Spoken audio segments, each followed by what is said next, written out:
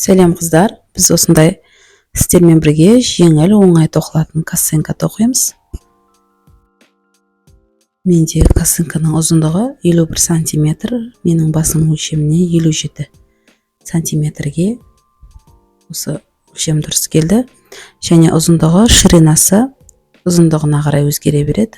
Менде 29 сантиметр. Менде ол үшін ең алдымен осындай органик жібі газалдан, хлопок 50 граммда 115 метр және 3 миллиметрлік крючок. Жіпке крючокқа байланып қалмаймыз, қалаған қалыңдықта жіпті алуға болады. Осылай кольцо жасап жіпімізді бекітеміз. 4 воздушный петля жасаймыз. Және осы кольцоның ішіне 3 столбик с накидом тоқимыз. 1, 2, 3. Әрі қарай 3 воздушный петля, 2, 3. Және осы кольцоның ішіне тағы да 3 столбик с накидом тоқимыз. 1, 2, 3.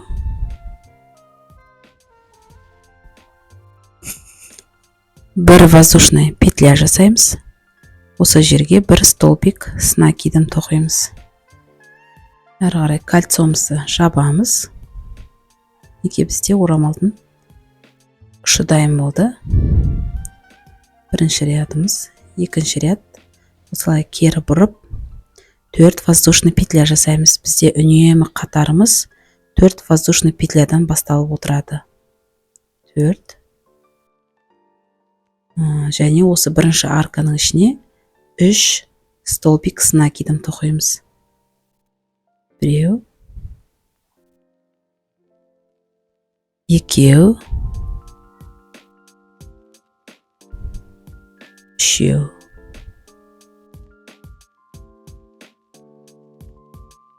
Бір воздушный петля. Ортадағы арканың ішіне 3 столбик с накидом. 2, 3. 3 воздушный петля. Және осы жерге тағы да 3 столбик с накидом тоқимыз. 2, 3. Бір воздушный петля. Осы соңғы арканың ішіне 3 столбик с накидом тоқимыз. 3 столбик с накидом тоққаннан кейін айта кететін жайт қыздар, мен ұмытып кеткенмін. Бір воздушный петля жасап, бір столбик с накидом тоқимыз осының ішіне, соңғы аркаға. Әрі қарай үшінші қатар 4 воздушный петля.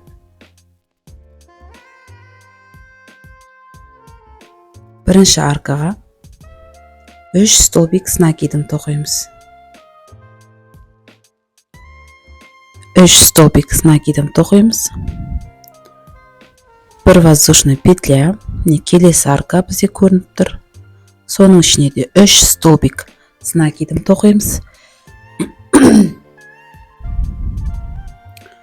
Бір воздушный петля. Центрдағы аркаға келдік. 3 столбик с накидом тоқимыз. Және осы центрдағы аркаға 3 воздушный петля. Осы жерде.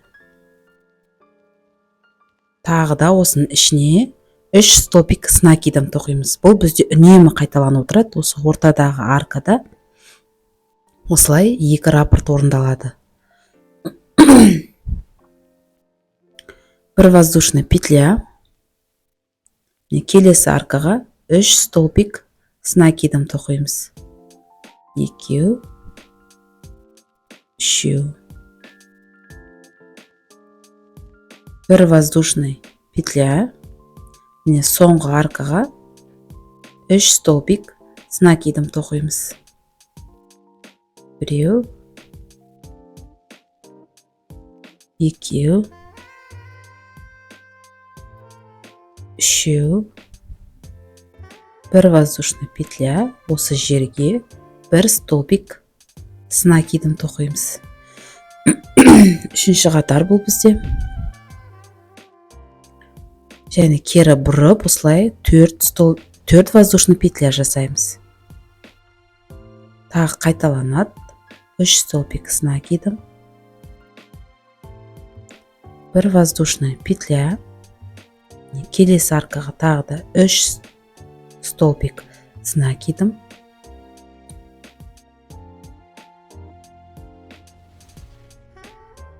Бір воздушный петля. 3 столбик с накидом. Бізде уже каждый ряд сайын, қатар сайын байқап отқандарыңыздай көбейеді, аркалардың саны көбейеді. Солайынан косынкамыз үлкейіп отырады. Ортасындағы аркаға міне айтып өткендей үнемі 3 столбик с накидом және воздушная петля. 3 воздушный петля болады бұл жерде.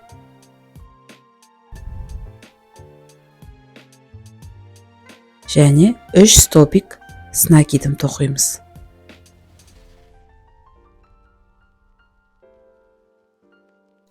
Бір воздушный петля, аркаға келесі 3 столбик с накидом тоқимыз. Осылай үнемі қайталанып отырады, еш қиындығы жоқ. Бір воздушный петля, 3 столбик с накидом.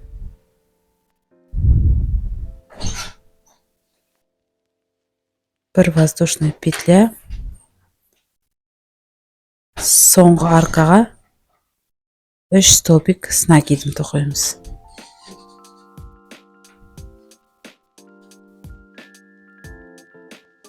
Бір воздушный петля, бір столбик с накидом.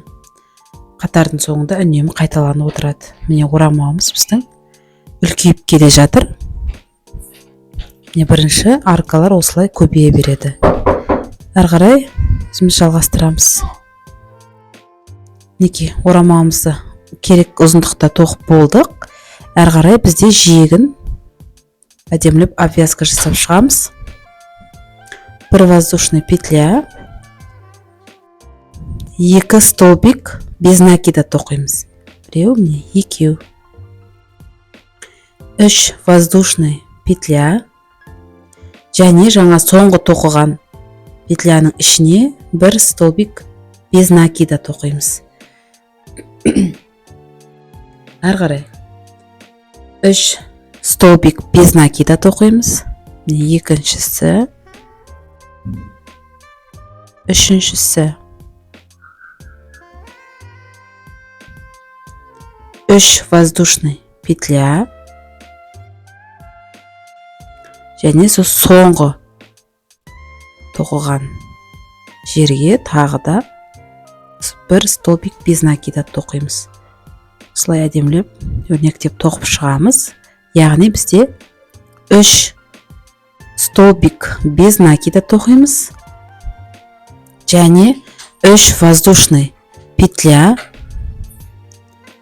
Және соңғы столбикке 1 столбик без накида тоқимыз. Әрі қарай солай жалғастыра береміз. 3 столбик без накида, 3 воздушный петля. Және соңғы 3-ші столбикке 1 столбик без накида тоқимыз.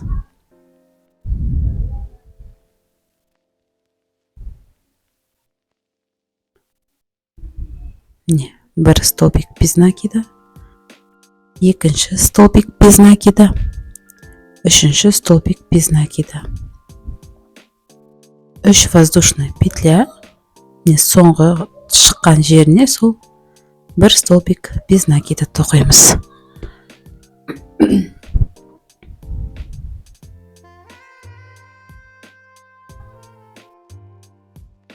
Әрі қарай өзіміз самостоятельно тоқып шығайық. Барлығын айналдыра. Неке мен ортасына келдім, ортасын сіздерге көрсетіп жіберейін. Бұл жерде де түк қиындық жоқ. Мен соңғысын ортадағы арканың ішіне 3 столбик без накида тоқимыз. және 3 воздушный петля жасаймыз. Және сол арканың ішіне бір столбик без накида тоқимыз.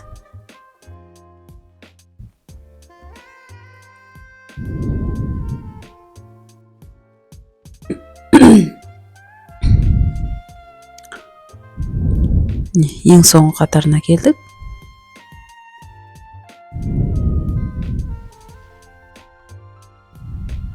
Үшінші столбик без накида. 3 воздушный петля. Және соңғысына 1 столбик без накида тоқимыз.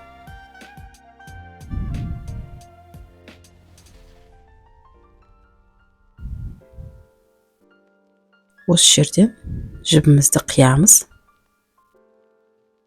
Және бізде ары қарай бау тоқитын боламыз.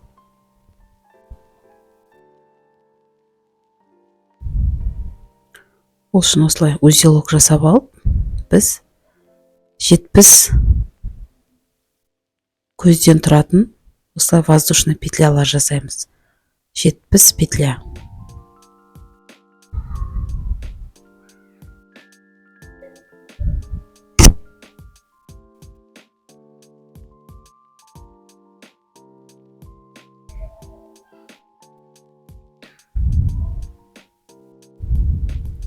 Мінекей, осылай тоқып шығамыз. Мінекей, менде 70 воздушный петля тоқылды. Енді осыны косынкамызға біріктіреміз. Міне ең бірінші тұрған арканың ішіне. Осы жерге бекітеміз. Міне бір столбик без накида болып саналады. Және де осы жерге тағы да 2 столбик без накида тоқимыз. Яғни осы жиектегі әр арканың ішіне 3 столбик без накидадан тоқып шығамыз. Келесі аркаға 1, 2, 3. Бір столбик без накида. Екінші столбик без накида. Және үшінші столбик без накида.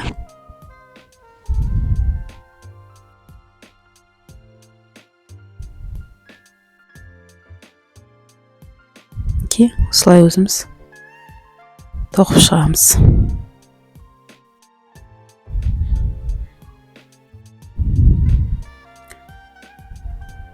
Мен тоқып шықтым барлық арканың ішіне. Менде соңғы арка 3 столбик без накида тоқимыз да, әрі қарай екінші бауын тоқып кетеміз.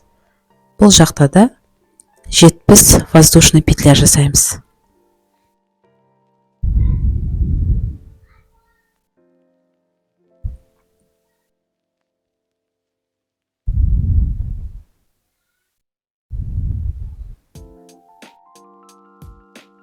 Неке 70 воздушный петля жасап алдым. Енді бізде айналып кетпейтіндей артынан бастаймыз. Ол үшін бір воздушный петля жасаймыз. Цепочкамызды айналдырып, артынан аламыз. Сол кезде бізде дұрыс шығады. Міне артынан аламыз. Барлық цепочканы ішіне бір столбик без накидадан тоқып шығамыз.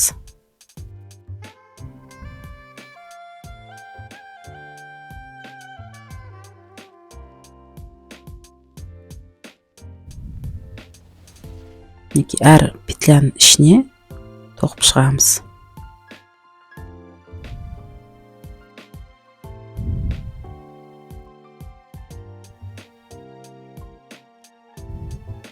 Столбик без накидадан тоқимыз.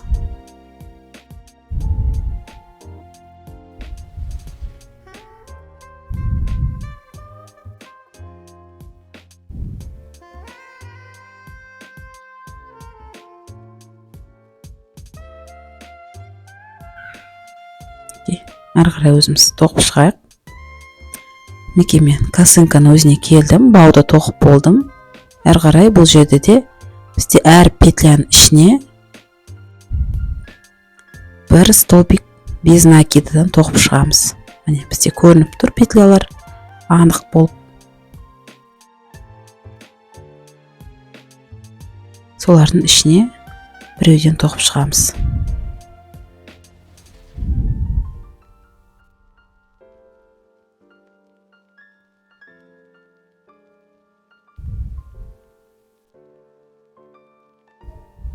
Қарай өзіміз тоқып шығамыз самостоятельно. Міне соңғы жағына келдім. Міне барлығын тоқып шықтым косынкадағы. Енді екінші бауды да дәл солай теріс қаратып, артынан осылай әр көздің ішіне бір столбик без накидадан тоқып шығамыз.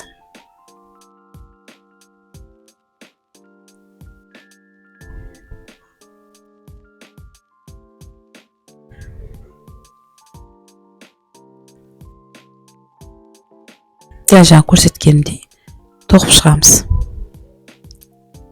Айналып кетпесін бауларыңыз.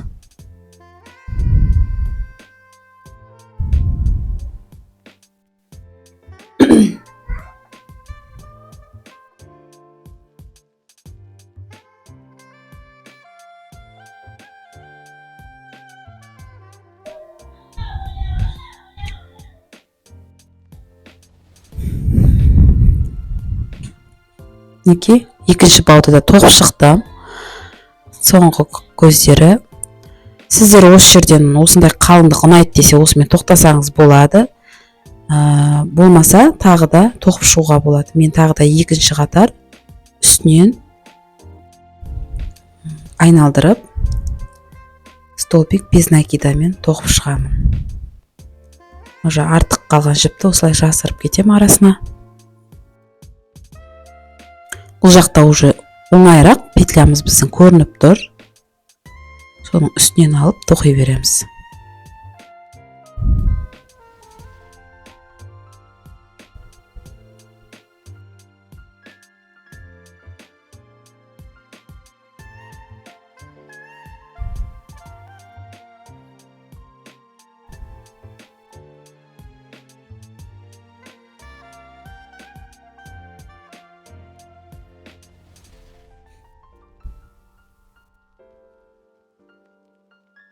Осылай барлығын тоқып шығамыз.